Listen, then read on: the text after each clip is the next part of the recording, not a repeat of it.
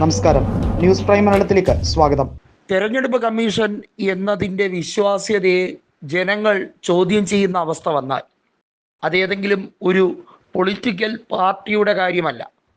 മൊത്തത്തിൽ ജനരോക്ഷം തെരഞ്ഞെടുപ്പ് കമ്മീഷന് പ്രതികൂലമാകുന്ന സാഹചര്യമുണ്ടായാൽ തിരുത്തേണ്ടടുത്ത് തിരുത്തണമെന്ന ആവശ്യകത ഉന്നയിച്ചുകൊണ്ട് തന്നെയാണ് ഇപ്പോൾ തെരഞ്ഞെടുപ്പ് കമ്മീഷനിലെ മറ്റംഗങ്ങൾ, അതായത് അധ്യക്ഷനെതിരെ മറ്റംഗങ്ങൾ തിരിഞ്ഞിരിക്കുന്നത്. വിവേക് ജോഷിയും അതുപോലെ തന്നെ സുഖ്ബീർ സന്ധുവും കൃത്യമായി പറഞ്ഞിരിക്കുന്നു, തെരഞ്ഞെടുപ്പ് കമ്മീഷൻ അധ്യക്ഷൻ തെറ്റുകൾ തിരുത്താൻ തയ്യാറാകണമെന്ന്. നിർദ്ദിഷ്ട ദിവസത്തിനുള്ളിൽ തെരഞ്ഞെടുപ്പ് രേഖകൾ മുഴുവൻ വെബ്സൈറ്റിൽ നിന്നും മാറ്റേണ്ട ഒരാവശ്യവുമില്ല.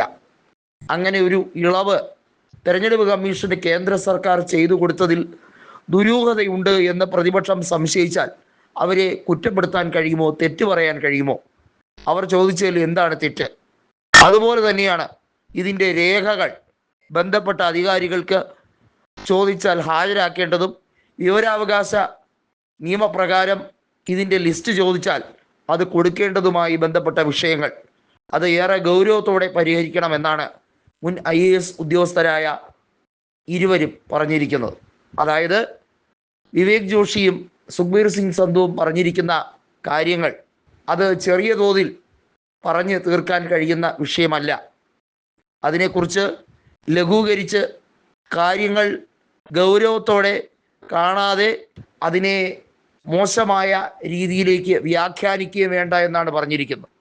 ഒന്ന് ആലോചിക്കൂ, തെരഞ്ഞെടുപ്പ് കമ്മീഷൻ അധ്യക്ഷൻ്റെ നിർവചനം തന്നെ ഈ രാജ്യത്തുള്ളവർ പറയുന്നത് ഭരണഘടനയെ വെല്ലുവിളിക്കുന്നവൻ, കോടതി വ്യവഹാരത്തെ വെല്ലുവിളിക്കുന്നവൻ, പുച്ഛിച്ചു തള്ളുന്നവൻ, ഈ രാജ്യത്തിൻ്റെ പരമാധികാര നീതിപീഠത്തെ നോക്കി കൊഞ്ഞനം കുത്തുന്ന വ്യക്തി, ഇങ്ങനെയുള്ള പട്ടങ്ങളാണ് ഇപ്പോൾ ഉള്ളത്. അതായത് കേന്ദ്ര സർക്കാരിന് വേണ്ടി ശ്രമിക്കുന്ന ഒരു നോഡൽ ഏജൻസിയെ പോലെ കേന്ദ്ര സർക്കാർ സുഗമമായി പ്രവർത്തിക്കാനും ആ സർക്കാരിനെ മാറ്റാതിരിക്കാനും ആ സർക്കാരിന് പ്രദാനം ചെയ്യുന്ന പൊളിറ്റിക്കൽ പാർട്ടിയെ അധികാരത്തിൽ നിന്ന് മാറ്റാതിരിക്കാൻ അവർ തന്നെ പണം കൊടുത്ത് വിനിയോഗിച്ചിരിക്കുന്ന ഭരണഘടനാപരമായിട്ടുള്ള എല്ലാ അവകാശങ്ങളും ഉയർത്തിപ്പിടിക്കുന്ന ഒരു ബോഡി, ഒരു സ്റ്റാറ്റ്യൂട്ടറി ബോഡി എന്ന തെറ്റായ നിർവചനമാണ് ഇന്ന് രാജ്യത്ത് സാധാരണക്കാർ കൊടുക്കുന്നത്. ഇത് അങ്ങേയറ്റം അവഹേളന നിറഞ്ഞതാണ്.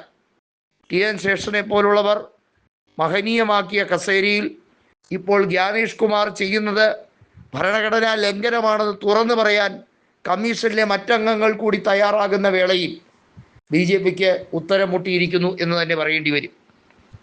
ബാലറ്റ് സംവിധാനം തിരികെ കൊണ്ടുവരണം, പേപ്പർ സംവിധാനം, എന്നാൽ മാത്രമേ ജനങ്ങൾക്ക് വിശ്വാസ്യത വർദ്ധിക്കുകയുള്ളൂ.